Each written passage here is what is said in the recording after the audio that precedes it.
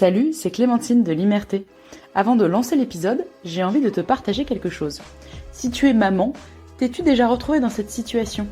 L'impression de courir partout et de n'avoir le temps de rien. Avoir envie de prendre soin de toi, mais sans savoir vraiment comment faire. Sentir que ta casquette de maman te va bien, mais que t'aimerais bien parfois remettre ta casquette de femme. Finalement, l'envie de te retrouver toi en tant que personne et plus simplement en tant que maman. J'ai une bonne nouvelle pour toi, c'est possible. Il existe une autre façon de vivre sa maternité. Pour ça, j'ai créé un accompagnement de 3 mois en tête-à-tête. Pendant 3 mois, je t'accompagne à te reconnecter à tes désirs, à tes besoins, à tes envies, pour être une maman investie et une femme épanouie, sans culpabiliser ni t'épuiser. Je te mets toutes les informations de ce programme dans le descriptif de l'épisode et tu peux également retrouver ces informations sur ma page Instagram clem-doula. Allez, je te laisse ici et je te souhaite une bonne écoute.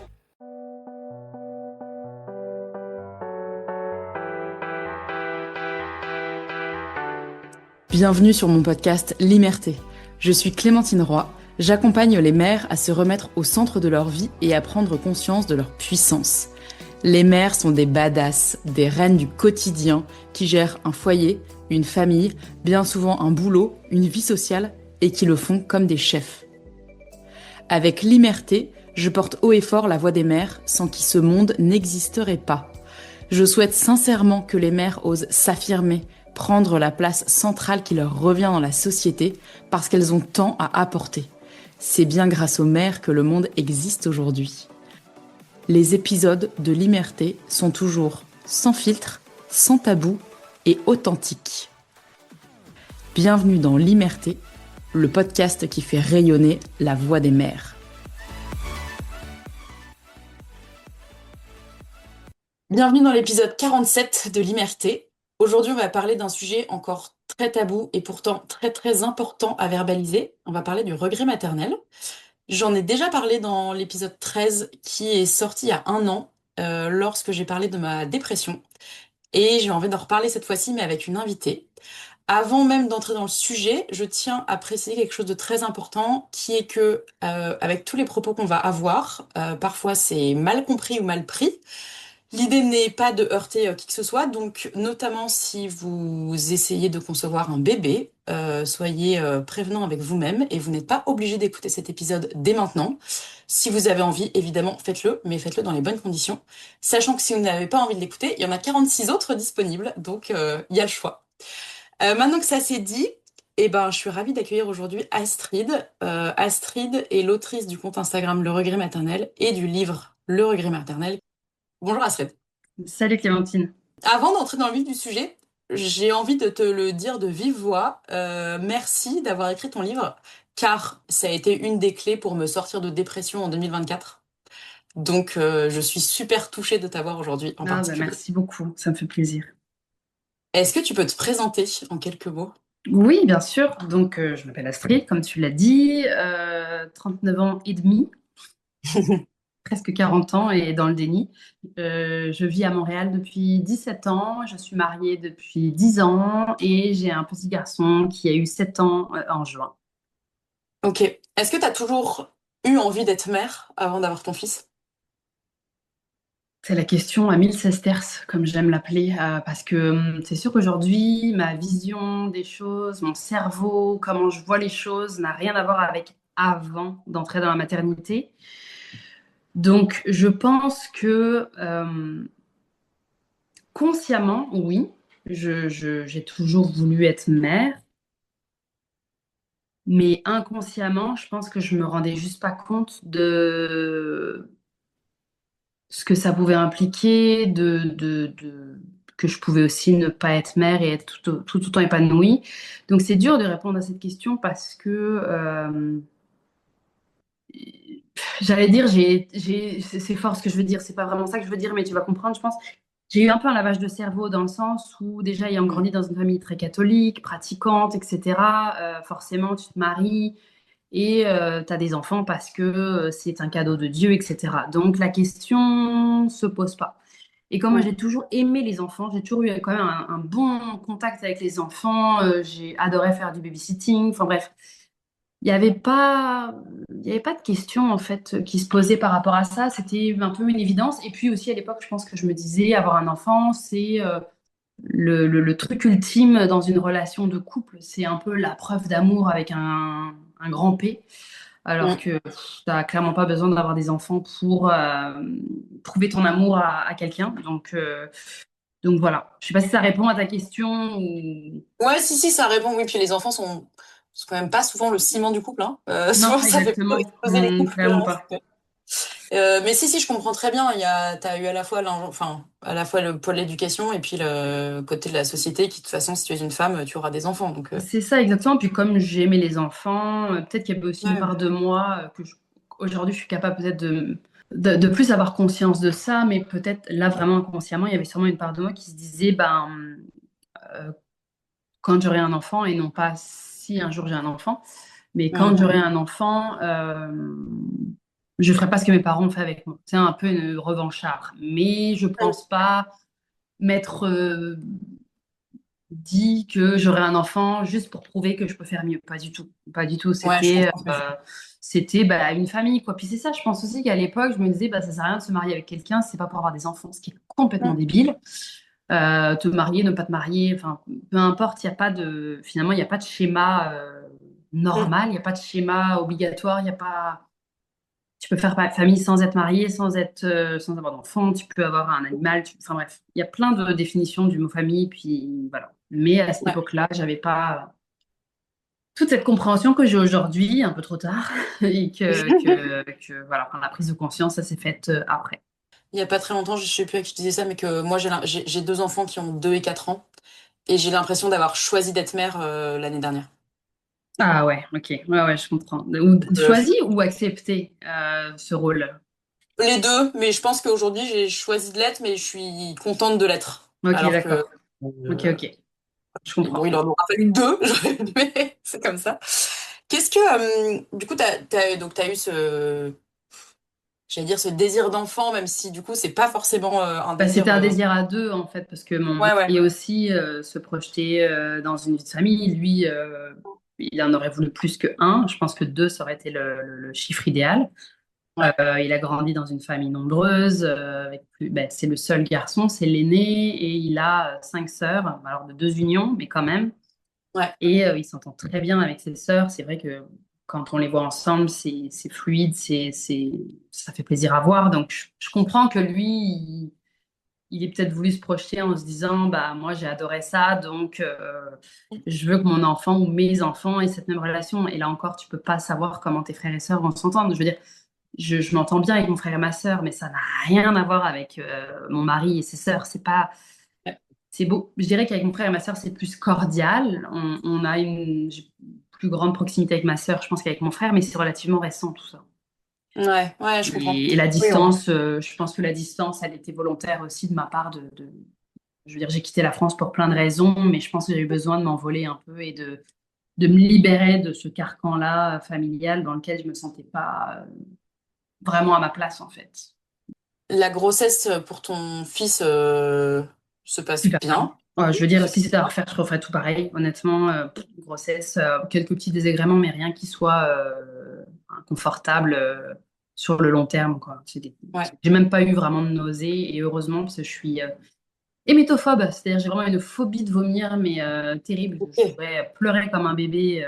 L'idée de vomir Donc, je suis contente de ne pas avoir vécu ça, parce que je ne sais pas comment Ok. je l'aurais vécu. Ouais. Mais non, Ah, non, voilà, tu vois. vraiment une très belle grossesse.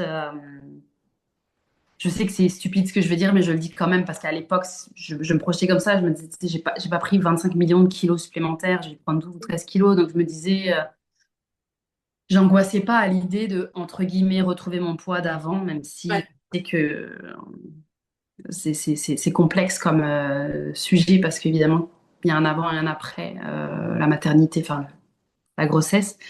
Ouais. Mais j'avais un peu peur de ça, de mon image. Je pense que c'était lié à un manque de confiance en moi et d'estime de moi. Là, c'était pas le côté j'ai des kilos en trop, non. Mais je pense que ça aussi, ça a joué dans mon bien-être pendant ma grossesse. Ouais, je comprends. Ok. Quand est-ce que tu as réalisé que finalement la maternité, c'était pas forcément si beau et aussi épanouissant que ce que tu avais imaginé? Alors, je te dirais presque dès le début, parce que j'ai vraiment enchaîné les galères. Et quand j'en parle, je ne sais plus avec qui j'en parlais récemment, j'ai un blanc. Euh, mais j'ai quand même coché pas mal de cases de t'as pas de chance, ma pauvre. L'allaitement a été difficile, mon bébé ne prenait pas de poids, ou en tout cas pas suffisamment. Il était hypotonique, donc c'est vraiment, c'était vraiment difficile il avait pas de, comment est-ce qu'on dit? Il n'était pas, je sais même pas le mot en fait.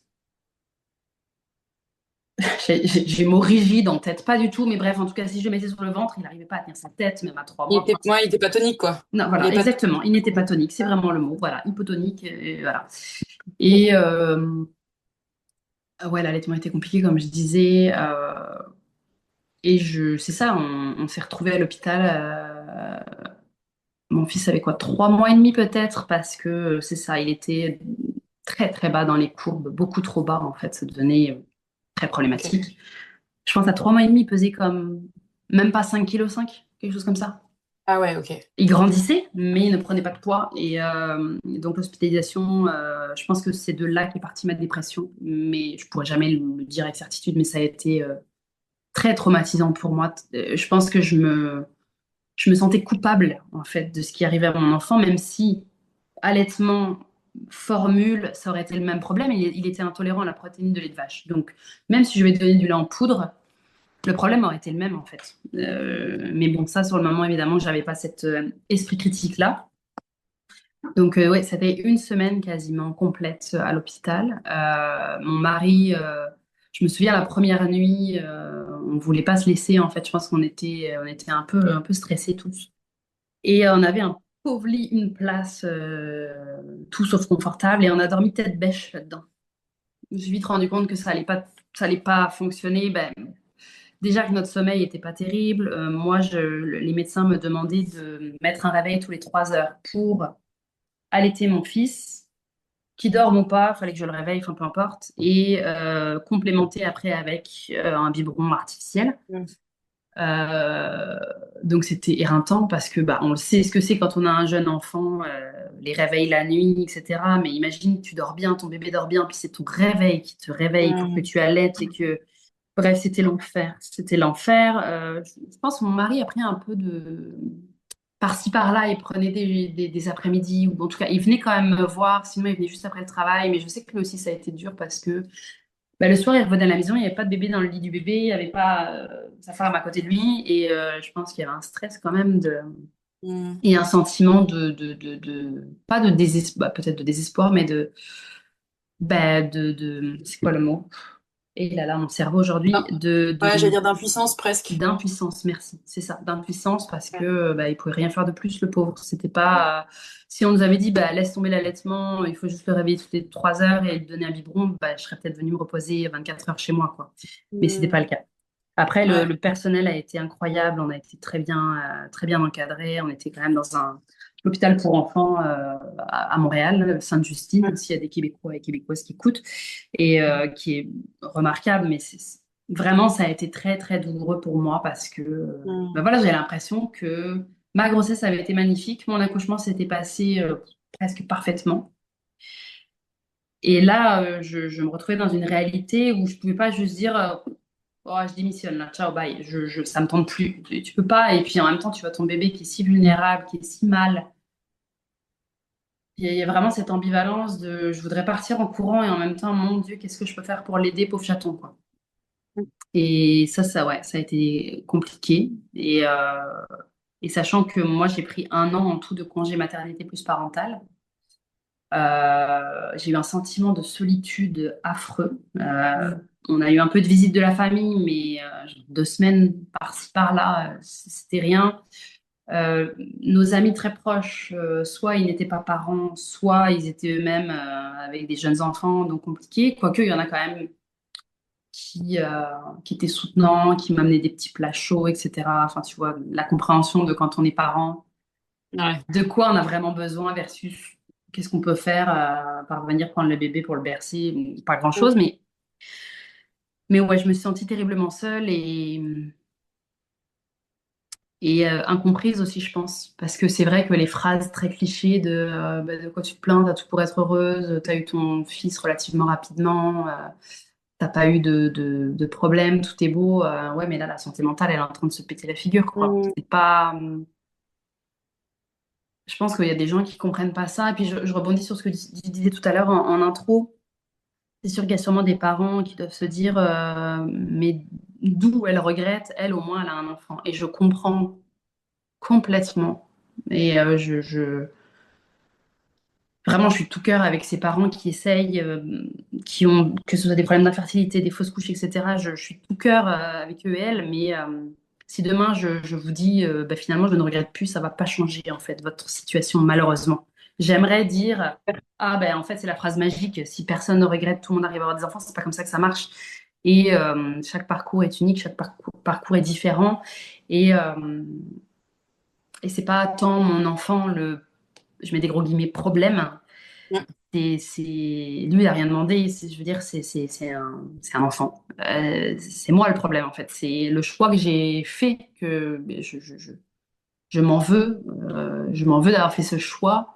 En tout cas, à l'époque, je m'en voulais beaucoup. Aujourd'hui, je pourrais pas dire que je m'en veux, mais je continue de penser qu'à refaire, je le referai pas.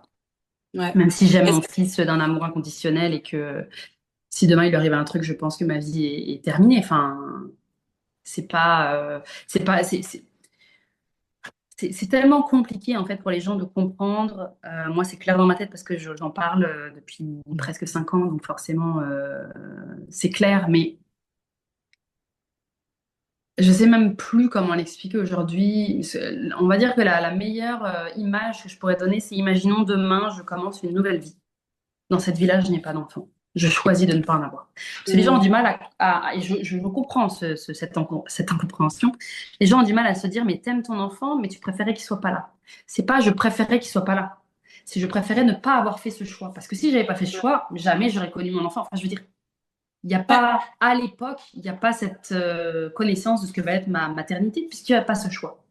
Ouais, mais tu l'expliques, je trouve que tu l'expliques hyper clairement dans le livre parce que Ouais, tu mets la différence entre l'amour que tu as pour ton fils et en fait ce que tu regrettes, c'est pas ton fils, c'est le c'est toutes rôle les de mère, en fait. responsabilités, voilà, Et le bien rôle, sûr les que le impôts rôle de mère, il avec, vient quoi. avec le fait d'avoir un enfant. Mais encore une fois, mon enfant n'a rien demandé. Et c'est pour ça aussi que je pense que je dirais pas que j'en fais plus que les mères qui ne regardent pas parce que je ne suis pas dans les foyers des gens, j'en sais rien. Mm. Mais il y a une énorme culpabilité, alors aujourd'hui qui est beaucoup moins présente parce que la thérapie a aidé, mais c'est sûr que justement, il y a ouais, cette culpabilité qui te fait dire, ben en fait, comme mon enfant, il mérite pas ça, je vais me plier en douce pour lui et un Ouais. peu subir en quelque sorte ce regret-là parce que, ben voilà, mon enfant passe avant moi en quelque sorte et donc je peux pas, il a rien demandé, donc il faut que je fasse tout ce que je peux. Sauf que, ben, à vouloir faire tout ce que tu peux, tu deviens dingue en fait. Au bout d'un moment, c'est ça, à consulter je ne sais combien de comptes Instagram.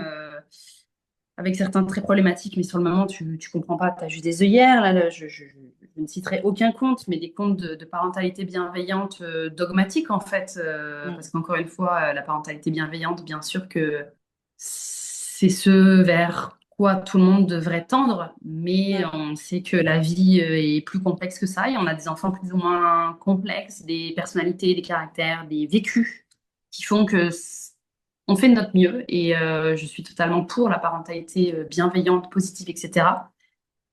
Mais pas comme certains et certaines peuvent le mettre en avant. C'est clairement pas. Ouais. Parce que Bah, pas sans prendre en compte la santé mentale des parents. exactement. C'est- Et je pense que nous, à notre niveau, avec mon mari, on a fait tout ce qu'il faut, autant en accompagnement ensemble qu'en accompagnement ben, séparé. Je veux dire, mon mari a pas consulté tout seul. On a fait une thérapie de couple pendant 2 ans tout seul, puis après, notre fils a embarqué dans la thérapie qui est devenue plus familiale parce que le thérapeute disait, ben, je vois plus trop comment je peux vous aider, juste vous deux. Donc, on va intégrer l'enfant, sachant qu'il faisait aussi de la thérapie familiale. C'était pas quelque chose de nouveau pour lui. Et donc, ça a duré peut-être 6 mois. À la fin, on avait l'impression de tourner en rond, mais ça nous a quand même aidé.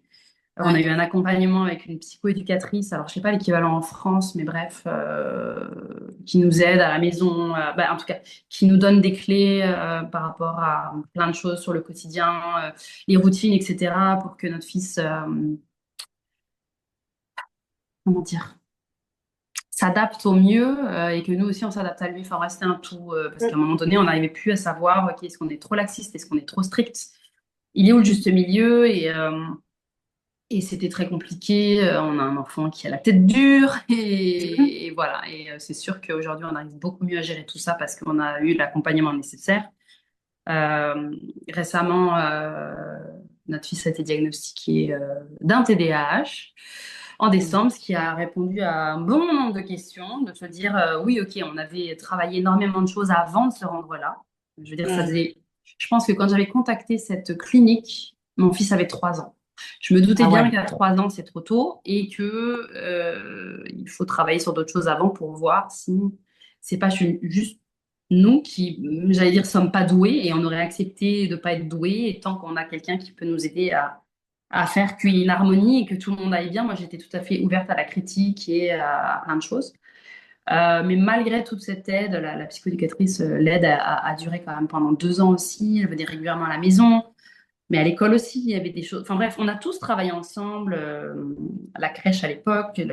Bref, on a uni toutes nos forces et on sentait vraiment une envie et pas de jugement de la part de l'école. Puis j'ai eu moi-même un diagnostic de TDAH en avril, Mm. ce qui explique aussi beaucoup, beaucoup. Souvent, il y a le diagnostic pour l'enfant, puis après, le parent, il passe aussi, hein. C'est ça. Et puis en fait, en faisant le film inverse de ma vie, je me dis, mais en fait, c'était sous mon nez, quoi. Sauf Mm. qu'à l'époque, nos parents, évidemment, il n'y avait pas toute cette. Bien sûr. C'est ce que je dis dans le livre, hein, j'étais trop intense, trop. Et mon fils, en fait, c'est une copie conforme de moi, autant physique que dans son comportement. Enfin, on est un copier. Enfin, c'est ça, c'est un copier-coller que j'ai fait. Et, j'aurais aimé qu'il prenne un peu plus de la patience de son père et de. Ouais, mais voilà, donc c'est sûr que ça explique plein de choses et donc ça apaise, ça fait du bien. Et puis, ben, nous deux, tu vois, parfois on rigole, je lui parle d'un truc, puis je change de sujet, il me regarde, il claque des doigts, il me dit, Maman, focus TDAH. Donc c'est très drôle parce que tous les deux, voilà, on a finalement cette sorte de connexion et parfois il me fait rire parce qu'il me dit, de toute façon, papa, il peut pas comprendre, il est pas comme nous. Donc voilà, tu vois, je pense que lui, de voir que sa mère est comme lui et que c'est pas toujours facile, puis qu'aujourd'hui, à 7 ans, il comprend mieux quand on verbalise des choses, Mm. on va dire que ça apaise un petit peu toutes ces difficultés. Ça ne veut pas dire qu'elles sont plus là, on est loin de là, mais quand je vois tout le travail qu'on a fait depuis, ouais, 3 ans facile, ça a payé quoi. Mais ça nous a coûté très cher, autant financièrement que en énergie. Notre couple aurait pu se casser la gueule. Et puis à ça, tu rajoutes le Covid aussi, avant ça. Donc voilà, j'ai extrapolé un petit peu. Je ne sais même plus la question que tu m'avais posée, mais voilà. Justement, je refais le lien avec avant, tu disais un peu plus tôt que, en gros, que l'hospitalisation à 3 mois et demi, c'est selon toi ce qui t'a fait basculer dans la dépression. Oui, c'est ça. Et la dépression a été diagnostiquée, mon fils avait 8 mois, donc ça a été long, quoi. Comment t'en es venu au regret maternel? Parce que, est-ce que tu peux expliquer, pour ceux qui ne savent pas, la différence entre la dépression et le regret? Alors la dépression, c'est une maladie, clairement, et ça se soigne, soit par la thérapie, soit par la médication, soit par les deux. Euh, Moi, c'est sûr que j'ai pris des médicaments pendant quelques mois, couplés à de la thérapie, que je continue toujours. Ça fait le 15 août, ça fera, je vais dire 9 ans, n'importe quoi. 6 ans, je ne sais plus compter. 6 ans, donc ce qui est énorme aussi. Et je pense que sans ma thérapeute, je ne sais pas où je serais aujourd'hui. Je ne préfère pas le savoir, Mhm. mais voilà, ça a été un peu ma bouée de sauvetage, surtout pendant le Covid. Dire, Ouais. comme je disais, mon phare dans la nuit, et c'était le truc stable à ce moment-là, au tout début, le premier confinement, c'était mon truc stable, où je savais que toutes les semaines on se parlait, puis que voilà, ça c'était fixe. Il y avait Ouais. pas, même si c'était à distance, ça restait là. Et je pense que c'est vraiment pendant le premier confinement que cette compréhension. Ah oui, excuse, je vais trop vite. La dépression, donc, c'est une maladie, ça se soigne. Ça peut prendre du temps parfois pour se résorber, mais il y a des médicaments et la thérapie pour ça. Le regret maternel, c'est un ressenti, j'allais dire une émotion, non, mais vraiment un feeling.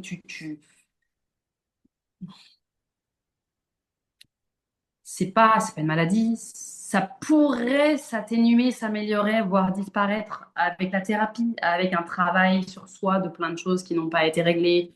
Moi, je sais que c'est surtout mon enfance, c'est surtout ouais, aussi la société, la charge mentale dans mon couple qui était très, très, excuse-moi du mot, merdique.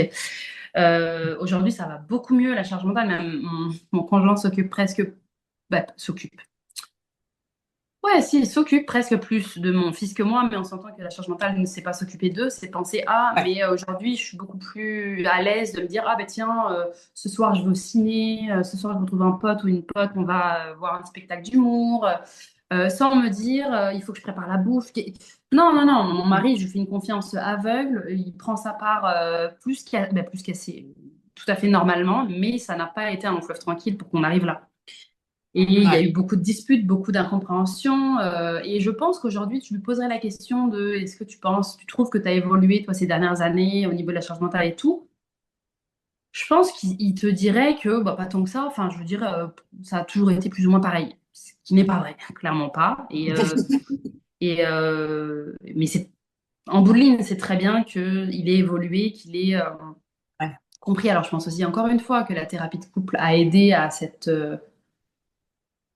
prise de conscience-là parce qu'il me voyait parler par moments de choses, bah, pas dont je n'aurais pas parlé parce que je pense qu'il connaissait beaucoup de choses déjà de moi, mais de l'entendre dans un contexte différent de à la maison entre nous, vraiment de l'entendre face à un thérapeute et de me voir pleurer très souvent.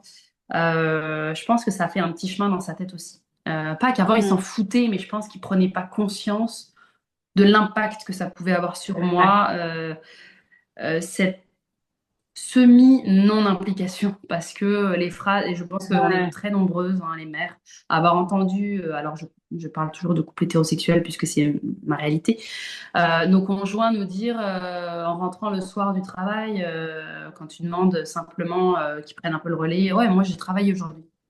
Alors excuse-moi, mais moi je préfère de loin faire du 9 à 17.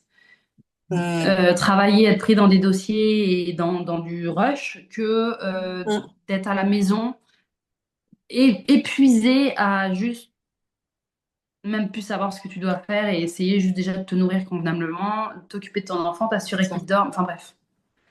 Et ne pas être payé pour le faire. Exactement. Enfin, je sais pas comment c'est au Canada, mais en France, qu'on le Non, non, non, fait. bah, je suis sûre que nous, on avait un. Enfin, je veux dire, j'avais un.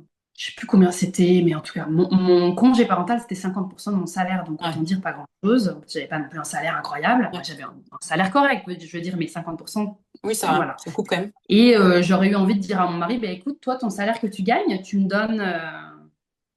Tu m'en donnes un petit peu. Mm. Mais bon, voilà, à l'époque, il n'y avait pas cette compréhension. Aujourd'hui, il le dit clairement, à refaire. Mm. On prendrait ensemble, en fait, ce congé. En fait, lui, il avait 5 semaines de paternité. Il pouvait taper dans le congé parental. Il l'a pas fait, pas parce qu'il voulait pas, mais parce que je pense que moi, j'avais envie de prendre cette année au complet. Mm. Après, il m'aurait dit, j'aimerais aussi prendre du parental. Je pense pas, je ne pense pas, je peux pas le garantir. Que j'aurais dit, bah non, il y a pas de raison, je pense pas. Mm. Mais aujourd'hui, voilà, il me le dit. On aurait splitté pour avoir un 6 mois ensemble, Ouais. paternité, maternité, parentale, pour être ensemble au début et quitte à ce que le petit soit en crèche plus tôt. Ouais. Et je pense en effet, alors est-ce que ça aurait tout résolu? Je ne pense pas. Mais le fait que on soit ensemble et puis peut-être tu vois que lui il m'encourage plus à ce qu'on aille se balader, à sortir, à tu vois, à voir que je dépéris, ben ok, ça aurait peut-être atténué un peu ce sentiment de solitude et de. Ça aurait peut-être évité la dépression. Là encore, je ne sais pas. Mais ça aurait peut-être empiré parce qu'il n'aurait pas vu le propre, j'en sais rien. On peut pas supposer. Ouais, bien sûr. Mais voilà, il est très catégorique là-dessus. Si on avait eu un autre enfant, c'est clairement comme ça qu'on aurait fait. Et lui-même était tout à fait d'accord avec ça, dans le sens où il a bien vu le complexe que Ouais. c'était pour moi. Donc, Ouais, bien sûr. la complexité. Comment et quand t'as mis le mot de regret maternel sur ce que tu ressentais? Bah, je pense sincèrement, pendant le premier confinement, alors je pourrais pas te dire exactement le moment. Mais je me rappelle, alors j'ai plus la chronologie exacte, mais j'étais tombée sur le livre d'Orna Donat à l'époque qui n'était pas traduit en français, donc quelque part en 2019, parce que oui, c'est ça. Quand mon fils a eu 1 an, donc en juin 2019, peu de temps après, il a commencé donc la garderie, l'équivalent de la crèche. Je me rappelle, j'en parle dans mon livre, j'étais tombée sur une story Instagram de Fiona Schmidt sur son compte qu'elle ne fournit plus aujourd'hui malheureusement, Bordel de mer. Ouais. Elle avait partagé une story justement de ce livre où elle disait que juste en dessous de l'infanticide arrive le regret maternel et que voilà, c'est hyper tabou, blablabla. Et elle en parlait très bien. Et moi qui suis une férue de lecture, dès que j'entends parler de bouquins qui peuvent me taper dans l'œil ou dans l'oreille, Mm. je fais des captures d'écran. Mais sauf que bon, mes captures d'écran, j'en ai 60 millions et je les re-regarde pas. Mais voilà, ça m'avait quand même interpellée. Je ne pense pas qu'à ce moment-là, c'est ce que je pensais, mais je me disais, ah, peut-être que je pourrais me retrouver dans certains témoignages, etc. J'emprunte le livre à la bibliothèque, je ne sais pas à quel moment. Sauf qu'à l'époque, mon cerveau était tellement de temps qu'au bout de 13 ou 14 pages en anglais, j'étais là, oui, je comprends, mais j'arrive pas à lire en fait. Je suis pas assez concentrée pour lire en anglais, même à l'époque, c'était pas possible. Et je pense qu'en janvier 2020, je lis dans le journal ici au Québec que je vois passer quelque chose qui parle de la traduction française du livre. Et là, je me dis, oh, trop bien, il faut que je l'emprunte ou que je l'achète ou j'en sais rien. Parce que je pense que déjà à ce moment-là, peut-être très très loin dans ma tête, c'était plus concret comme sujet. Et puis, tant qu'on met pas des mots dessus, pour moi, c'est comme la charge mentale. Avant d'entendre parler de charge mentale, de qu'est-ce que c'est que la charge mentale, je pensais que j'étais seule à avoir mon cerveau en ébullition comme ça. Et comme il n'y avait pas de mots, je pensais que c'était juste la chieuse de service qui n'est pas capable de s'arrêter 2 minutes et qui est tout le temps affairée à penser à tout. Quand j'ai mis des mots là-dessus, je me suis dit, ah mon Dieu, je suis pas seule. Donc c'est vrai que quand j'ai entendu parler de regret maternel, enfin, c'était pas nommé comme ça, c'était le regret d'être mère. C'est moi qui, je voulais pas intituler mon compte Instagram comme le titre du livre, donc j'ai mis regret maternel, mais bref, je me suis dit, ok, il faut que je le lise. Après, c'est flou, je sais pas à quel moment exactement. Je pense que je l'ai acheté sur mon Kindle, là, sur ma liseuse, Ouais. et je l'ai lu. Je sais plus en fait exactement la chronologie, je ne me rappelle même plus comment j'en parle dans le livre, mais je sais que tout a fait un peu plus de sens à ce moment-là. Mm. Et la lecture a conforté en fait ce ressenti et m'a fait du bien dans le sens où je me suis dit, ok, je suis loin d'être seule. Certes, cette autrice est sociologue, n'a pas d'enfant, mais elle a quand même interviewé une vingtaine de femmes en Israël qui avaient toutes des profils différents en fait. Ça pouvait être des grands-mères, ça pouvait être des mères de 1, 2, 3, 4 enfants. Donc c'était quand même très complet et voilà, je me suis beaucoup retrouvée là-dedans et c'est là que je pense, je me suis dit, ça me parle. Quand j'en ai parlé à mon mari, je me rappelle pas, je pense que mon cerveau, il veut pas se souvenir de ces moments-là. Mais je pense que ouais, c'était vraiment lié à ce que j'avais compris du bouquin sans l'avoir encore complètement lu. Ouais. Donc c'est ça, mon fils avait 2 ans. Ok. C'est ça. Puis la dépression, alors là aussi, j'avais arrêté la médication quelques semaines, mois après la reprise de travail, donc je dirais octobre 2019. Parce que la reprise de travail me faisait beaucoup de bien, puis je me sentais moins. J'étais quand même plus active. Oui, j'étais fatiguée, oui, c'était drainant, etc. Mais j'avais plus cet état d'esprit-là de je veux juste dormir, laissez-moi tranquille. J'aurais peut-être dû avoir su qu'il allait y avoir une pandémie mondiale, continuer les médicaments à ce moment-là, parce que ça m'aurait peut-être beaucoup aidé. Ouais. Mais clairement, c'est pas. Je veux dire, la prise de médicaments, si j'avais continué, ne m'aurait pas empêché de ressentir ce que je ressens Ouais, bien sûr. encore aujourd'hui. C'est vraiment 2 choses différentes. Et souvent, on pourrait se dire, bah ouais, mais c'est normal, dépression, machin, donc ça ira mieux quand son enfant sera plus vieux. Ça aurait pu. Mais encore une fois, c'est relié à tellement de choses de ma vie, de mon bagage personnel, ma propre enfance, ma propre éducation, ma propre relation avec mes parents. parce que ça a pu briser en moi la façon dont j'ai été éduquée. Et il y a une part qui n'en veut pas mes parents parce que, évidemment, ils ont fait avec les moyens du bord, avec leur propre éducation. Euh, Ils ne méritaient sûrement pas, eux non plus, d'avoir eu cette éducation stricte, mais moi non plus, en fait. Mm. Et c'est sûr que, encore une fois, la thérapie m'a vraiment aidée à penser tout ça, en quelque sorte, à penser dans le sens, penser les blessures, c'est beaucoup moins lourd et douloureux. J'ai beaucoup moins l'impression d'avoir un gros sac à dos rempli d'énormes roches dans le dos là qui m'écrasent. Mais c'est quand même quelque chose qui, je pense, tu sais, c'est comme un vase brisé. Tu auras beau le réparer, il y aura toujours des fissures. C'est très imagé et puis je pense qu'on utilise beaucoup cette image-là, mais c'est ça. J'aurais beau aller mieux grâce à la thérapie, grâce à la communication avec mon mari, grâce à cette relation forte que j'ai avec mon enfant. Il y aura toujours des traces en fait qui seront toujours là. Justement, tu disais tout à l'heure que lié au regret maternel, il y a beaucoup de culpabilité. Est-ce que, et que justement, tu sais la différence que la dépression, tu peux la guérir, le regret maternel, tu le guéris pas parce que voilà, c'est pas une C'est ça, c'est maladie. pas une maladie, tu peux l'atténuer, tu peux l'apaiser, tu peux apprendre à vivre avec. Ouais. C'est ce que je dis aussi dans le livre, c'est qu'à l'époque, je le subissais et petit à petit, que ce soit avec l'aide que j'ai eue pour moi-même, mais l'aide qu'on a eue en couple, en famille, etc. Tout, en fait, finalement, tu sais, je réalise là en te parlant que c'était un peu le village que j'attendais pas. Parce que généralement, tu dis ton village, c'est des gens de ta famille, c'est tes proches, etc., ceux qui te connaissent bien. Mais finalement, là, mon village, ça a été des professionnels de la santé et des éducateurs, éducatrices. Ouais, vous avez créé aussi un soutien autour de votre village, comme tu dis. Ouais, c'est super important. Est-ce que ton compte Instagram a eu une visée un peu thérapeutique pour toi? Parce que tu partages quand même. Ah oui, clairement. De poser des mots, de pouvoir voir aussi le retour de personnes qui se reconnaissaient dans ce que je disais, même pour mon bouquin, hein. Je veux dire, il y a tellement de personnes qui m'ont dit, oh, mais Astrid, c'est fou, j'aurais pu écrire les mêmes choses.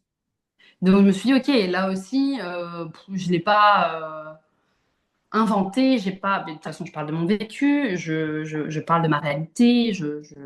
Puis ce qui est chouette, c'est que c'est agrémenté quand même de petits encadrés de psy, donc ça appuie mes propos sans que ce soit un truc tu sais, à la va-vite. Mais ça voudrait pas dire que ça n'aurait pas d'intérêt, mais c'est sûr que moi, quand on m'a proposé d'écrire ce livre, je me suis dit, mais pourquoi moi, en fait? Je ne me sentais pas légitime, alors que pourtant. Bah, quand je vois les retours, je me dis, bah, si elle serait, t'es légitime parce que regarde le nombre de personnes qui t'a remercié. Euh, Il y a une. Je pense que ça, j'oublierai jamais. J'aimerais retrouver son message parce que ça fait très longtemps. Dans les premières semaines, premiers mois de création de mon compte, il y a une maman qui m'écrit. Je pense que son fils avait 9 ans à l'époque. Et elle me dit, euh, je sais plus exactement quand elle me dit ça, mais en gros, grâce à vous, je mets des mots après 9 ans à ne pas comprendre ce que je pouvais ressentir. Et quelque chose du genre, vous m'avez sauvé la vie ou quelque chose comme ça. Et là, je me suis dit, oh, ok. Et même là encore, tu vois, je me sentais gênée. Parce que je me disais, mais moi, je suis juste Astrid, en fait. Je suis une mère lambda qui vit sa petite vie tranquille pépouse. Et enfin, tranquille pépouse, plus ou moins. Mais tu sais, je suis personne. Je suis Ouais. personne en fait, mais on est tous personnes finalement et on a tous des choses à raconter, on a tous et toutes des expériences de vie plus ou moins intéressantes, je veux dire. On est tous et toutes légitimes de parler de difficultés qui pourraient rassembler et c'est vrai que cette opportunité de Larousse de me proposer cette écriture,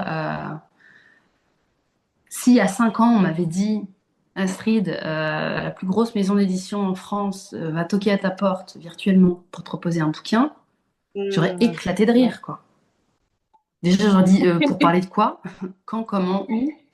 Euh, Et pour la petite histoire, c'est très drôle parce qu'aujourd'hui, je travaille dans une maison d'édition, ce qui est super, parce que je suis ravie, ça fait 2 mois, c'est tout récent. Et je pense aussi la plus grosse maison d'édition au Québec. Et je ne suis pas éditrice du tout, hein. Je suis adjointe à l'édition et je m'occupe aussi de tout ce qui est Hmm. acquisition de droits, donc tout ce qui est texte étranger qu'on pourrait acheter. Et quand j'ai eu mon entretien, ma gestionnaire m'a dit, ah, mais c'est totalement un livre en fait qu'on aurait pu publier dans notre. Ça correspondait à notre ligne éditoriale, mais c'est juste que moi, j'aurais jamais écrit quelque chose de moi-même pour ensuite le proposer. J'avais besoin d'un accompagnement et j'aurais jamais osé en fait, je pense. J'aurais jamais osé et je sais pas vers quelle lignée ça aurait pris en fait. Donc c'est drôle quand elle m'a dit ça parce que je me suis dit, bon ben oui, en effet, il y a beaucoup de trucs de psycho, etc. Donc ça aurait été marrant que ce soit une maison d'édition au Québec. Ouais. Mais Ouais. bon, voilà. Et tu vois, je comprends le côté un peu qui suis-je pour écrire un bouquin sur le sujet, et en même temps, enfin, je vois sur ton compte, t'es très suivi le livre. Je sais pas combien t'en as vendu. Faut que je redemande le nombre de ventes. D'ailleurs, je serais curieuse de savoir 3 ans après. J'ai des chiffres que je reçois à chaque fin d'année, mais je ne sais plus combien j'en ai vendu, mais je pense que c'est un peu plus de 2000 aujourd'hui, Québec et France. Ouais, ok. Je suis pas étonnée en fait que ça, enfin que t'aies reçu aussi beaucoup de retours derrière. Enfin moi je sais quand j'ai lu le livre, je me revois vraiment voir ton livre partagé par quelqu'un sur une story Insta ou je sais pas, me dire oh waouh ça peut-être que ça peut me parler. Acheté en 3 secondes, reçu et je l'ai lu je pense en 2 jours. Je sais où j'étais Ah ouais, ok. et Ah, vraiment c'est je cool. pense que j'ai pleuré pendant tout le livre en me disant mais Oh, enfin un câlin de tiens loin. et ouais franchement c'était et tu vois ce que je te disais au début c'est sincère quoi. J'étais déjà en thérapie quand j'ai lu ton bouquin mais je crois que ça a vraiment genre tu sais, un peu comme c'est la pièce du puzzle qui manquait, genre, ah, mais en fait, c'est ça le truc. Et pour le coup, aujourd'hui, je vis pas de regret maternel. Comme je disais tout à l'heure, j'ai choisi et accepté d'être mère et c'est OK. Mais ça m'a vraiment permis de comprendre, de mettre des mots, tu sais, sur des sensations. Oui. Et tu vois, quand j'en ai parlé, j'ai enregistré toute seule un épisode sur la dépression que j'avais vécue, etc. Et d'ailleurs, dans l'épisode, je lis, pardon, quelques passages de ton livre, ceux qui m'ont le plus marqué. Après cet épisode, bon, j'ai reçu beaucoup de messages et dont un d'une amie à moi qui en gros me dit mais non, mais c'est pas du tout ça ce que tu vis, tu les aimes très fort, tes enfants, patati patata. Voilà. J'étais très heurtée parce que je me suis dit, purée, elle a rien compris, mais ok, c'est comme Ah, ça. puis c'est une façon aussi d'un peu de balayer ton propos Ouais, d'un revers de la main et de faut pas accueillir te ça. sens pas entendu, quoi. Ouais, Plutôt exactement. de dire, ah, je pensais pas que c'était aussi dur, qu'est-ce que je peux faire pour t'aider, tu sais, ce genre de choses, et Ouais. de pas remettre en question tes ressentis, en fait. Et ça, c'est vrai que c'est. Bah, du coup, j'allais te demander qu'est-ce que quand toi t'as commencé à en parler, comment ça a été accueilli, comment toi tu te sentais d'en parler? On va Tu commencer. parles sur Instagram ou à mes proches? Les deux. Tu l'as fait simultanément? Parce que euh, déjà, j'ai commencé par le compte. Mon Ah, mari, j'en ai pas. ok. Je vais parler de la création de ce compte 5 mois après. Ah ouais, ok. Et en fait, j'en ai parlé parce que j'en pouvais plus d'avoir l'impression de lui cacher un gros truc de ma vie. Parce qu'à ce moment-là, en fait, comme je ne travaillais plus à cause du Covid, j'étais très souvent sur mon ordi. Mon mari travaillait de la maison.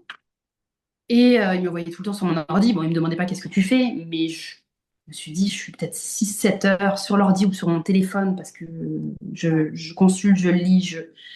Et pour moi, c'est un travail à temps plein, totalement pas rémunéré, mais alors qui me passionnait. À l'époque, je ne Ouais, voyais pas ça comme une passion et qui me faisait du bien, en fait. ouais. Et je me sentais utile pour moi et pour les autres, et en tout cas pour celles et ceux, enfin, surtout celles qui se reconnaissaient là-dedans. Mais après ça, voilà, quand mon compte a commencé à avoir un peu plus de visibilité, je me suis dit, c'est comme si je me disais, voilà, là, je peux en parler. Honnêtement, mes amis, je sais pas quand est-ce que j'ai commencé à en parler. Je pense que c'est grâce au compte que j'ai pu doucement amener le sujet. J'avais peut-être aussi partagé le premier épisode de podcast que j'avais enregistré chez Clémentine de Bliss. C'est bien, il y a toutes les Clémentines Ouais, c'est qui clair. me saluent. T'as été quand même très médiatisé avec la sortie du livre. Ouais, Comment t'as vécu le passage de ton compte Instagram où, l'anonymat, ouais. ouais, bah voilà, t'es derrière ton écran et tout, à bah déjà je mets mon Ouais, nom sur le livre et puis en plus tu passes dans des médias où du coup il y a, bah voilà, t'es vraiment. ouais. Euh, je pense que j'étais un peu dépassée parce que ce qu'il faut savoir, c'est que quand le livre est sorti en France, donc c'est en 2022, c'était la première fois que je revenais en France depuis 2018. Ok. La naissance, bah, c'est ça, en fait, on était allé en France quand mon fils avait 6 mois pour fêter Noël avec la famille. En 2019, on n'avait pas bougé, puis on avait eu de la visite. Et 2020, bah, Covid. Et puis après, bon, voilà, on prenait pas l'avion, on restait Ouais. au Québec. Et on avait décidé avec mon mari de. Moi, je travaillais pas, j'avais pas encore de travail. Et mon mari avait droit par an à l'époque à 6 semaines de vacances. incluant Noël. Et je lui avais dit, écoute, on n'est pas allé en France depuis longtemps. Fiston, il a 4 ans, ce serait cool quand même qu'il profite bien des familles, les cousins, les grands-parents, etc. Partons 6 semaines, soyons fous. Donc, il a dit, OK, mais je vais prendre que 4 semaines et puis travailler à distance 2 semaines, j'ai pas de problème. Donc, on a un peu fait le tour de France, de nos familles principalement. Et moi, à la base, j'étais supposée rentrer à Montréal fin août avec mon mari et mon fils. Mais entre-temps, c'est ça, au moment où j'ai acheté mes billets, j'avais pas encore de date de sortie de mon livre. Et quand ça s'est concrétisé, voilà, on m'a dit c'est le 7 septembre. Et moi, je devais rentrer le 26 août en France, à Montréal, pardon. Donc, on s'est arrangé pour décaler mon billet, etc., pour que moi, je rentre plus tard. Mais évidemment, entre le moment où mon mari et mon fils partaient et le moment où mon livre est sorti, je pense que j'ai commencé à faire la tournée des médias, sur papier, télé, la maison des maternelles, tout en 3 jours. France Inter, c'était ouais, Combini, tout en 3 jours. Donc, c'était vraiment en accéléré. Donc, je pense que je me suis pas du tout rendu compte de ce qui se passait à ce moment-là. Et puis, genre, le 9 septembre, je revenais à Montréal. Entre-temps, j'avais trouvé un boulot à distance, j'avais postulé, je commençais 10 jours après, tu vois. Donc, et je continuais d'avoir des entrevues sur mon heure de Wow. lunch, enfin bref. Ok. C'était, je réalisais pas. Et mon livre est sorti au Québec en novembre de la même année. Pile à temps pour que je puisse être invitée au Salon du Livre de Montréal en tant qu'autrice. Donc ça, pour moi, c'était comme la consécration, parce que le Salon du Livre de Montréal, j'adore y aller depuis des années. Donc c'est sûr que, pour en revenir à ta question, c'est ça, le passage de l'anonymat. En fait, je pense que ça m'a fait du bien, parce que j'avais plus l'impression de me cacher. Parce que oui, je parlais de ma vie, etc. Tout ce que je disais était réel, était 100% vrai. Mais il fallait toujours que je fasse attention à qu'est-ce que je partage, pour pas trop en dire sur moi, pour pas qu'on me reconnaisse. Et après coup, je me disais, et j'en parle dans le livre d'ailleurs, Mm. il y a une partie qui mentionne mon cheminement de qu'est-ce qui a fait que finalement j'ai voulu écrire mon livre signé Ouais. avec mon vrai nom. Mon nom de jeune fille, c'est ça, c'est mon nom de jeune fille, c'est pas mon nom c'est pas le nom de mon conjoint, Ouais. ni le nom de mon fils d'ailleurs, et c'est pas plus mal avec du recul, je me dis, parce que s'il y a des gens qui, mon nom de famille est quand même assez unique, on va dire, donc mon fils n'ayant pas mon nom de famille, s'il y a du monde, je sais pas, n'importe qui lui parle, on ne pourra pas deviner que c'est sa mère Mm. qui a écrit tel bouquin, à moins que les gens me connaissent et tout, mais donc je me dis c'est pas plus mal. Mais ouais, ça m'a fait du bien parce que là, je pouvais un peu plus en parler, un peu dire, je me sentais plus finalement proche des Ouais. gens en leur montrant mon plus vrai moi, en fait, où je pouvais faire des stories Ouais. dans Montréal, etc. Parce qu'avant, je pense pas que je disais que j'étais à Montréal, je dis que j'étais au Québec, mais je ne suis pas sûre que je disais que j'étais à Montréal. Je ne me souviens pas. Et c'est vrai que quand j'ai annoncé la sortie de mon livre, j'ai montré la couverture, et donc avec mon nom, et juste après, j'ai partagé une photo de moi. Ok. Et je me souviens qu'il y avait une fille qui était à l'époque à l'école avec moi, à l'université, qui m'avait, il me semble, écrit pour me dire qu'elle ne revenait pas que ce soit moi, etc. Et j'avais plus du tout de nouvelles de cette fille. Je veux dire, j'étais pas spécialement, on n'était Mm. pas plus amis que ça à l'école.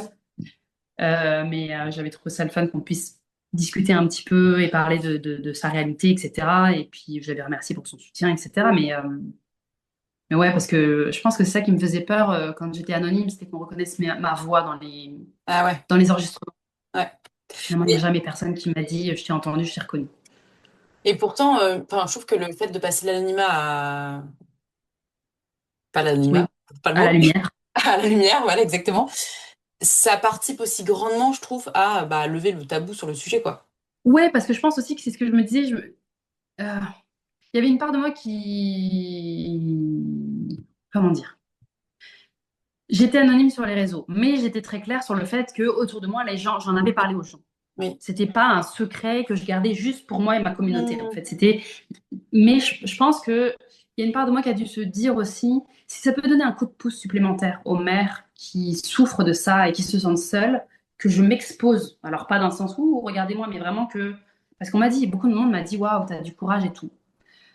Je pense qu'à ce moment-là, je devais être inconsciente ou pas me rendre compte que c'est du courage. Aujourd'hui, je pense pas que c'est du courage, c'est juste, c'est allez, on va dire du militantisme. En quelque Ouais. sorte, c'était important Ouais. pour moi d'être plus que quelqu'un de lambda. Je voulais. Ouais, puis j'ai toujours été une personne qui est très transparente dans la vie, qui aime dire les choses, qui aime partager, parfois qui partage trop d'ailleurs. L'oversharing, là, c'est comme. Je me dis parfois calme-toi parce que tout le monde n'a pas besoin de savoir tout ça alors que tu le connais depuis 3 heures. Mm. Mais je pense que voilà, ça me faisait du bien. Et je me disais aussi que voilà, ça pouvait aider. Ouais. Tu sais, des personnes qui se disent j'ose pas et qui me voient finalement en parler à visage découvert et se dire bah, si elle peut le faire, moi aussi, juste Ouais. dans ma petite bulle familiale versus elle qui finalement s'expose entre guillemets à toute la critique du monde, positive comme négative. Évidemment j'ai très vite arrêté d'aller lire les commentaires sur les réseaux sociaux sous mes vidéos, enfin sous les vidéos genre Combini, etc. Parce que ça sert à rien, c'est peine perdue. De toute façon, je me dis que il y aura toujours du monde pour juger, Ouais. peu importe le sujet que tu abordes. Peu importe. Même si c'est quelque chose de positif, il y aura toujours du monde rabat-joie. Ouais, c'est clair. Donc, à un moment donné, je me suis dit, bah, en fait, je vais me nourrir des retours positifs qui sont quand même très, très nombreux sur mon compte, Ouais. plutôt que de me poser des questions sur, ah, mais il y a un tel qui a pensé ça, il y a un tel qui a dit ça, il y a un tel qui... Non, en fait, arrête, parce que sinon, Bah, tu vas enfin, tomber dans une spirale infernale néfaste, en fait, puis qui ouais. vaut pas la Oui, puis enfin en fait, c'est un peu comme si tu te battais contre toutes les injonctions combinées de la société, quoi. Exact. Et puis dans mon livre, justement, j'ai tout un chapitre relié à tout ce qui est les phrases un peu clichés que j'ai pu recevoir et clichés et même parfois aujourd'hui j'aurais envie de dire compréhensibles Hmm. tant qu'elles sont pas méchantes, tu Ouais. vois, parce que je comprends les gens qui ne comprennent pas. Mais il y a une différence entre ne pas comprendre et ne pas vouloir essayer de comprendre. Tu peux ne pas comprendre, que ce soit très flou pour toi, et malgré tout être intéressé à lire sur le sujet parce que ça te dépasse, versus, ouais, en gros, t'aimes pas ton enfant, honte à toi. Tu sais, il y a deux mondes. Moi, je suis très ouverte à la discussion, très ouverte à expliquer, très ouverte à essayer de vulgariser encore plus ce que j'ai pu vulgariser. J'ai aucun problème avec ça. Par contre, c'est ça. S'il y a des attaques gratuites, s'il y a du jugement, si parce que tu vois, je me rappelle, j'ai une cousine plus âgée que moi, hein, mère de 4 enfants, qui m'avait écrit, qui me disait j'ai lu ton livre, malgré tout, je ne comprends pas telle ou telle chose. Enfin, pour elle, c'était inconcevable dans sa tête, mais tu Hmm. vois, je ne l'ai pas senti comme ça n'a aucun sens, c'est débile. Non, mais elle a quand même pris le temps de le lire. C'est juste qu'elle n'a pas la même conception, parce que pour elle, ben, évidemment, son chemin de vie, son parcours de vie, c'est sa relation avec ses parents, sa relation avec ses enfants n'a rien à voir avec la mienne. Donc finalement, c'est normal que ça puisse te paraître bizarre. Ouais. Parce que Oui, ouais, mais ça peut être incompréhensible, mais pour autant respecter, quoi, c'est ça. respecter Incompréhensible pour exactement. toi, mais te dire, ah ben, c'est des choses qui arrivent chez d'autres Ouais. personnes. Puis voilà, qu'est-ce que je peux faire? Et puis aussi pour des personnes qui vont lire le livre et qui ne sont pas concernées, parce qu'on s'entend que sur Instagram, toutes les personnes qui me suivent ne sont pas toutes à regretter. Ben, de se dire, ah cool, j'ai quelque chose de tangible, alors sur le livre ou le compte Instagram, si jamais autour de moi un jour j'ai une nouvelle mère ou quoi, ben, peut-être que ça va allumer des lumières et que je vais mieux comprendre, ou tu vois. Ouais, ou Donc être plus sensible à des c'est partages ça. d'amis ou Puis autres. Ouais. finalement, il y a des sages-femmes qui m'ont écrit, il y a des thérapeutes qui m'ont écrit en disant, ah, ton livre, etc. Donc tu vois, je me dis, si ça peut peut-être aider les personnes à déceler mieux, ouais, plus vite. Plus vite, je sais pas, mais en tout cas, ouais, mieux faire la différence entre une dépression et parce que souvent Ouais. il y a eu beaucoup de mères qui m'ont écrit en disant mon enfant a 6 mois, j'en peux plus, j'aurais jamais dû. Je ne dis pas que ces personnes-là ne ressentent pas de regrets, mais je me dis juste attention, l'enfant est tout petit, il y a peut-être plein de choses qui n'ont pas encore été réglées, il y a les hormones, il y a plein de trucs, c'est nouveau. Peut-être creuser d'abord pour s'assurer que c'est pas une dépression, parce que Ouais. si c'est ça, ça va peut-être te faire gagner un temps monstre plutôt que de juste rester sur l'idée que je regrette et il n'y a plus rien que je peux faire pour revenir en arrière, quoi. Ouais, Parce que c'est ça, ça. c'est terrible de s'arrêter à ça sans peut-être pousser un peu plus. Ouais. Est-ce que tu as l'impression que le, le niveau de tabou, je vais dire, a évolué depuis ces dernières années ou pas forcément? J'en sais rien en vrai. Alors le fait qu'on en parle déjà, qu'il y a des livres qui sortent sur le sujet, que des articles, etc., ça prouve bien qu'il y a un mouvement, il y a quelque chose qui bouge. Mm. Maintenant, au niveau de la réception des gens, je sais pas. J'ai envie de croire que oui quand même, que c'est Mm. pas vain et que moi, il y a réellement, ben, rien que le fait que des psys ou c'est ça, des personnes du monde médical puissent se référer à mon livre ou en tout cas en parler à leurs patientes, c'est déjà un plus pour moi. Ouais. C'est ça. Mais au niveau du public général et tout, je ne saurais pas dire. On verra dans quelques années, dans plusieurs années, je sais pas. Mm. C'est dur pour moi de le voir d'autant plus à distance. Alors même si évidemment mon livre est sorti aussi ici, puis que ici j'ai eu l'impression qu'il y avait peut-être plus de bienveillance. Je dis pas qu'en France les personnes qui m'ont interviewé n'étaient pas bienveillantes, mais peut-être un esprit plus ouvert, moins critique, moins. Mais est-ce que c'est lié à la mentalité du Ça pays, se de peut, la population, quoi? ça se peut, parce qu'honnêtement, ça, s'il y a bien un truc que je me dis aujourd'hui, c'est que, ok, je peux pas revenir en arrière, mon enfant, il est là. Mon objectif, mon objectif, j'ai envie de dire ma mission peut-être en tant que mère aujourd'hui, c'est de faire en sorte que mon enfant, ce soit déjà un enfant heureux, Mm. mais surtout un enfant respectueux d'autrui, qui comprend plein de choses, les difficultés à plein de niveaux, les injustices au niveau des minorités, etc.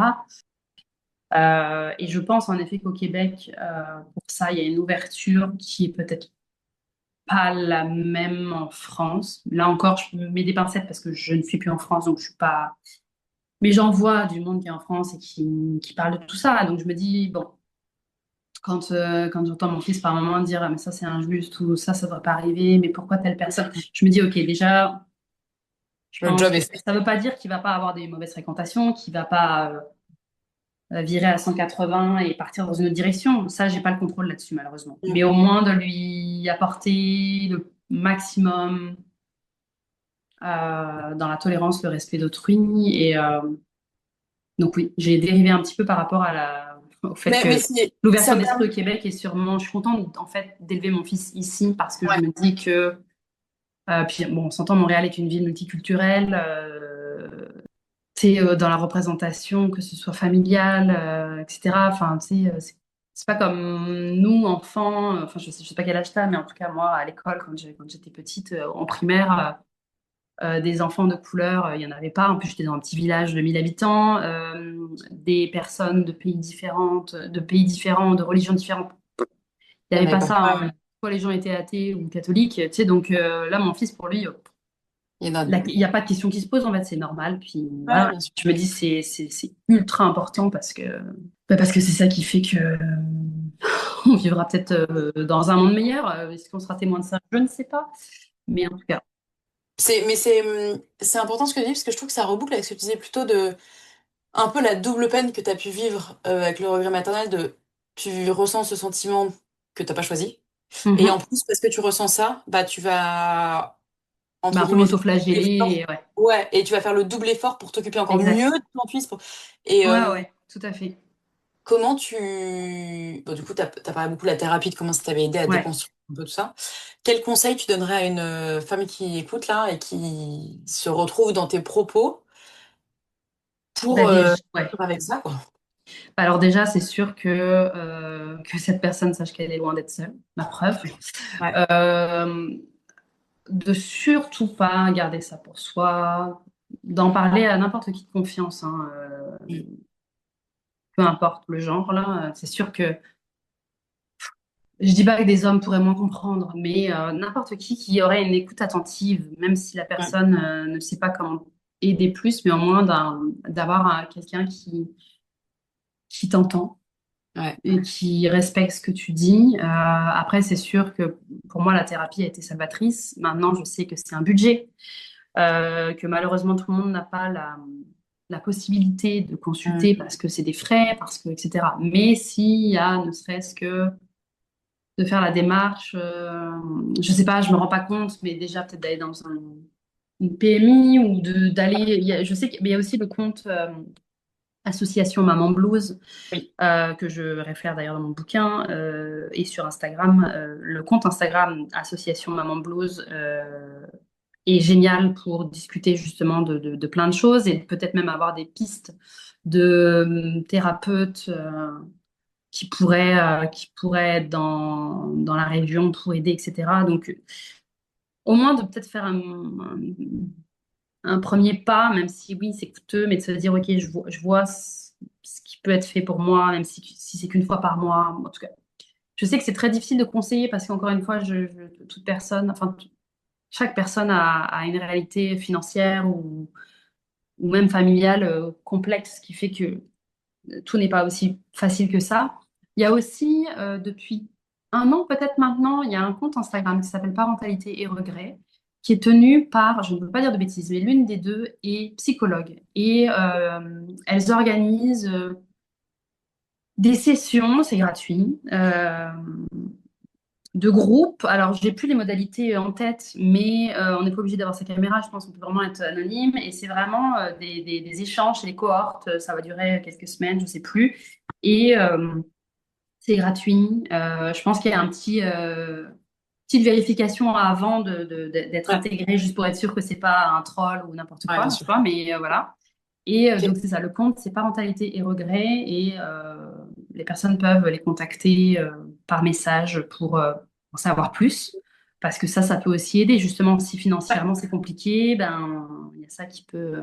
Ça fait une première démarche pour moi. Exactement, c'est ça. Et au Ouais. moins, juste le fait peut-être qu'une séance comme ça avec d'autres mères, ça peut faire beaucoup de bien. Et puis, je ne sais pas comment ça se passe. Je pense qu'il y a une personne qui m'avait dit qu'elle avait ça lui avait fait beaucoup de bien. Je ne sais pas si après les personnes entre elles peuvent ou veulent échanger leur Ouais. mail ou, tu sais, juste pour se dire, ah ben, On tu sais, reste en lien. on se soutient, voilà, c'est ça. Ouais, bien sûr. Et déjà, ça, je pense que ça pourrait être une bonne étape si consulter, ça peut être fastidieux pour trouver quelqu'un et ou si on ne sait même pas à qui en parler. Puis ben, Ouais, moi, bien ma sûr. messagerie est toujours ouverte, hein, évidemment. J'ai un peu de retard dans mes messages, mais je tente autant que possible de répondre Très bien. Je si ça peut remettrai de toute juste faire façon. du bien. Ouais, bah c'est clair. Je remettrai dans le descriptif de l'épisode les références que tu as citées et puis Mhm, le bien sûr. etc. Mais comme ça, vous pouvez tout retrouver, tout écrit. Merci beaucoup, Astrid, pour Ça me fait très plaisir. partager. Merci à toi Je pour suis ce super temps. touchée qu'on ait eu cet échange. Je sais, c'est super bizarre ce que je vais dire, mais j'ai l'impression quand l'épisode va sortir, ça fera, je pense, pile 1 an que j'ai sorti l'épisode que j'ai enregistré sur la dépression. Dans Ah, lequel... waouh, c'est Et un du coup, j'ai truc. l'impression que c'est un peu la boucle. Ouais, Voilà, je suis ouais, touchée ouais. d'avoir enregistré avec toi. Merci beaucoup. Ben, merci à toi. Je partagerai Euh, évidemment avec grand plaisir l'épisode sur Instagram. Je suis beaucoup moins Super, présente merci. ces temps-ci, mais j'ai pour objectif de revenir.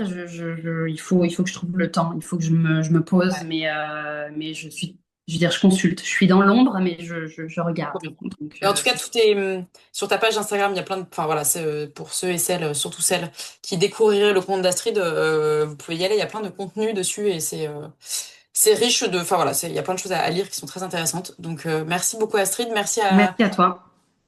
et puis bah bonne fin d'été car nous sommes en Oui, août. oui, oui, oui. Surtout que la rentrée ici, c'est dans 3 semaines. Donc, je suis dans le Ah bah déni là bon aussi. courage. Voilà. Très Et bien. je pense que voilà, je dis force à toutes les mères qui vont s'occuper de Ouais. cette charge mentale de rentrée scolaire, des effets scolaires et de tout ce qui va avec, Exactement. parce que c'est vraiment pas marrant.